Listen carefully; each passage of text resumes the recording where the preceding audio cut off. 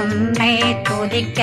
உன் திருநாமம் சரஹண பவனே செயலொளி பவனே திரிபுர பவனே திகழொளி பவனே பரிபுர பவனே பவமொழி பவனே ஹரி திருமருகா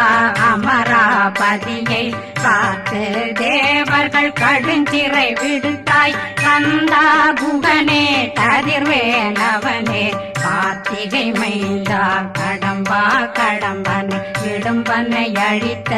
இனியவில் முருகா தனிதாசலனே சங்கரன் புதல்வா கதிர்காமத்துறை கதிர்வேல் முருகா.